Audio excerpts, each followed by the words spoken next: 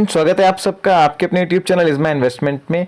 Adani powers के result तो आज मार्केट बंद होने के बाद आए हैं, बट स्टॉक में जो है रिवर्सल डाउन सर्किट से लोअर सर्किट से अपर सर्किट पहले ही देखने को मिल गया था। तो क्या स्ट्रीट को यहाँ अच्छे रिजल्ट्स की एक्सपेक्टेशन थी? तो फ्रेंड्स, जो ये रिवर्सल आया है, तेजी आया है, वो कितनी टिकाऊ है? क्वार्टर 3 के रिजल्ट्स कैसे हैं? क्योंकि पहले अगर फर्स्ट लुक में आप देखोगे तो रिजल्ट्स आपको काफ़ी डिसअपॉइंटिंग लगेंगे। तो डिटेल में इस बारे में भी हम बात करेंगे और ये तेजी आगे बनी रहेगी या नहीं। जो ऊपर के लेवल से फंस गए हैं वहां पर अदानी पावर के स्टॉक में क्या स्ट्रैटेजी उनकी होनी चाहिए, इस बारे में इस वीडियो में हम बात करने वाले हैं। फ्रेंड्स, इज़मा इन्वेस्टमेंट को अगर आपने अब तक सब्सक्राइब नहीं किया है, चैनल को जरूर सब्सक्राइब कीजिए। हमें ट्विटर पर और इंस्टा पर भी जरूर फॉलो कीजिए। फ्रेंड्स, रिजल्ट्स की बात करें तो जो है काफ़ी सेशंस के बाद आज अपर सर्किट स्टॉक में देखने को मिला है। हिंडनबर्ग की न्यूज़ के बाद से तो स्टॉक लगातार करेक्शन के मोड में है। सितंबर 2022 में 432 रुपए का हाई लगाया था, वहां से स्टॉक 50% से ज्यादा गिर चुका है, जिसमें से आप मान के चलिए कि 100 रुपए से ज्यादा की करेक्शन तो हिंडनबर्ग की रिपोर्ट के बाद ही आई है। तो क्या ये तेजी जो है कंटिन्यू रहेगी या नहीं, रिजल्ट्स की एक बार बात कर लेते हैं। प्रॉफिट 96% गिर गया है, नेट प्रॉफिट 9 करोड़ के आसपास आया है। हालांकि इसमें एक बड़ी फिगर जो है टैक्सेशन की है। यहाँ पर जो डेफर्ड टैक्स था वो कंपनी ने पे किया है। एबिट लेवल पे अगर मैं प्रॉफिट पीबीटी की बात करूं, प्रॉफिट बिफोर टैक्स की, तो वो 204 करोड़ से बढ़ के 211 करोड़ हुई है। ऑपरेशंस लेवल पे नंबर इतने खराब नहीं है जितना नेट लेवल पर आपको दिख रहे हैं।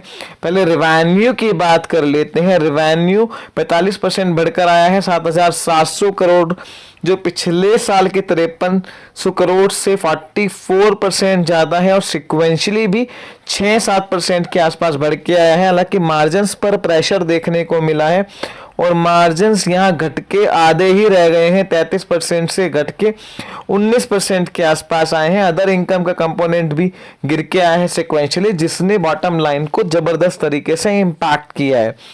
फ्रेंड्स, अगर मैं इसको वाई ऑन वाई बेसिस पे कंपेयर करूं तो मार्जिन्स को एक बड़ा हिट लगा है, जो कि पहले ही स्ट्रीट को एक्सपेक्टेड था। सारी ही पावर कंपनी में जिस तरह से कोल के प्राइस बढ़े हैं, फ्यूल के प्राइस बढ़े हैं, इनपुट कॉस्ट बढ़ी है, लॉजिस्टिक प्राइस बढ़े हैं, वहां से जो है ऑब्वियसली ये पहले ही था कि इस बार मार्जिन्स को बड़ा इम्पैक्ट मिलने वाला है। सारी कंपनी जो थर्मल प्लांट चलाती हैं, पावर कंपनीज, और जहां पर और कंपनीज जहां पर कोयला जो कोल है वो एज अ फ्यूल यूज होता है, उनको एक बड़ी मार पड़ी है, क्योंकि कोल के प्राइसेस पिछले कुछ समय में काफी जबरदस्त तरीके से बढ़े हैं। तो मैं कहूंगा रिजल्ट्स ऑपरेशनल लेवल पे ठीक ठाक हैं, इतने खराब नहीं है जितना आपको नेट लेवल पे देखने को लग रहे हैं।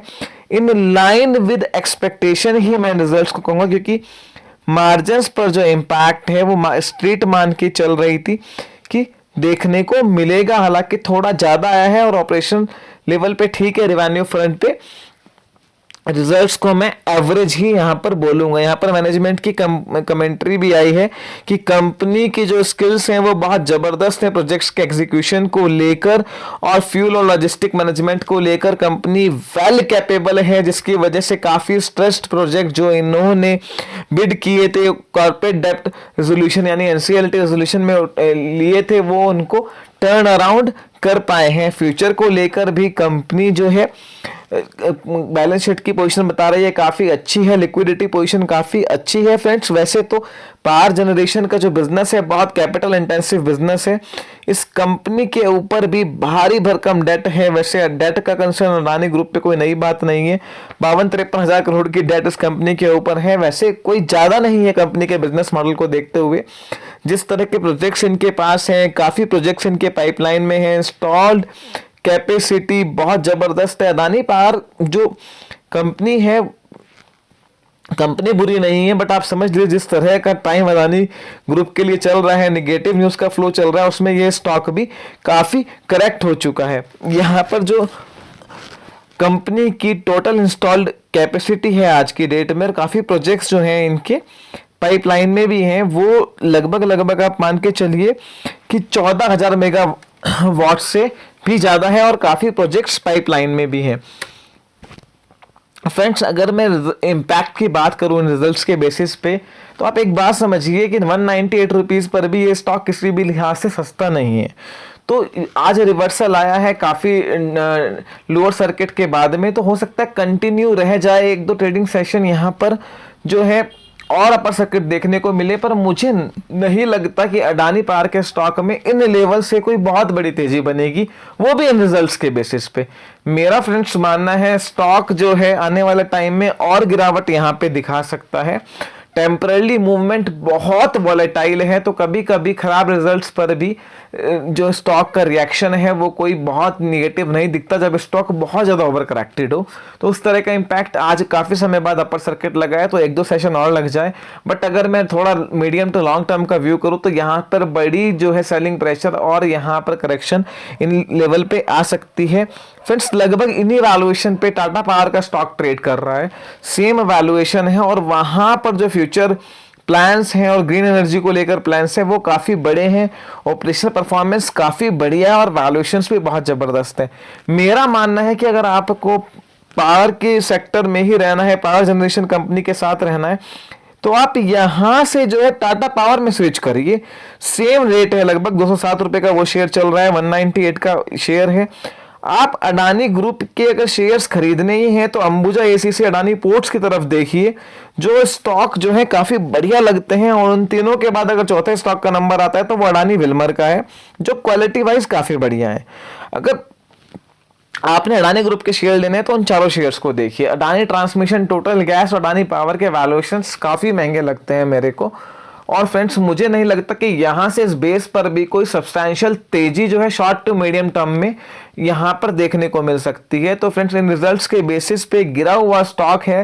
रिजल्ट्स तो न्यूट्रली मैं कहूंगा, हो सकता है थोड़ी तेजी कंटिन्यू रह जाए जो आज का सर्किट लगा है, but short to medium term मुझे अभी भी निगेटिव लगता है और यहां से गिरावट आ सकती है। अडानी ट्रांसमिशन को लेके भी हम यही बात कह रहे थे कि उस पेस से गिरावट ना आए जितनी गिरावट अभी हुई है। अब दोनों तरफ की ट्रेडिंग आपको देखने को मिलेगी, ऊपर के लेवल भी, नीचे के लेवल भी। But friends as a investment में कहूँ तो मुझे यहाँ पर कुछ खासा जो है एक्साइटमेंट या फैसिनेशन नहीं हो रहा है। मेरे को लगता है पावर सेक्टर में टाटा पावर अभी भी बहुत बढ़िया कंपनी है, पर वहां पर भी आप समझ लीजिए कि इस मार्केट कंसोलिडेशन करेक्शन के साथ में नीचे के लेवल्स देखने को मिलेंगे। फिलहाल वेट एंड वॉच है, आप अच्छे स्टॉक्स की पोर्टफोलियो बना के, बास्केट बना के रख लीजिए और हर करेक्शन पे 10-15% खरीदिए। 3 से 5 साल का व्यू रखिए, तभी आप स्टॉक मार्केट में पैसा कमा पाएंगे। जो स्टॉक्स अडानी के स्टॉक्स में लोग हायतोबा मचा रहे हैं कि बड़े करेक्शन आ गई, बड़े करेक्शन आ गई, अगर आप देखेंगे तो बस अडानी स्टॉक्स में इतना ही फर्क है, एक तो वैल्यूएशंस महंगे थे, करेक्शन बड़े बहुत ज्यादा थे, तो इसलिए बहुत ज्यादा जो है एंटिसिपेशन भी था। हिंडनबर्ग की रिपोर्ट के बाद करेक्शन आई है, तो वो तो एक फैक्टर है ही। अदरवाइज अगर आप पैटर्न देखेंगे तो लगभग स्ट्रीट के सारे स्टॉक पहले ही करेक्ट हो चुके थे। अडानी के स्टॉक्स में, अडानी ग्रुप के स्टॉक्स में करेक्शन लेट आई है और किसी पर्टिकुलर रीजन से आई है, तो एक बड़ा न्यूज फ्लो बन गया है। अदरवाइज आप स्ट्रीट के बड़े दिग्गज कोई भी शेयर्स उठा के देख लीजिए, सब सब्सटेंशियली अपने 52 वीक हाई से करेक्ट हो चुके हैं। अडानी ग्रुप के शेयर्स बस करेक्शन लेट आई है और नेगेटिव न्यूज फ्लो बना हुआ है, जिसकी वजह से मार्केट में अडानी ग्रुप की चर्चाएं गर्म है। तो फ्रेंड्स मेरा मानना है कि अडानी पावर का स्टॉक मुझे नहीं लगता कि यहां से कोई बड़ी तेजी के लिए किसी को एवरेजिंग या फ्रेश इन्वेस्टमेंट की तरफ देखना चाहिए। फर्दर कोई क्वेरी हो तो आप मुझे कमेंट सेक्शन में बताइए। वीडियो पसंद आई है लाइक कीजिए, दोस्तों के साथ शेयर कीजिए। इस माय इन्वेस्टमेंट को सब्सक्राइब करना ना भूलें। Thank you.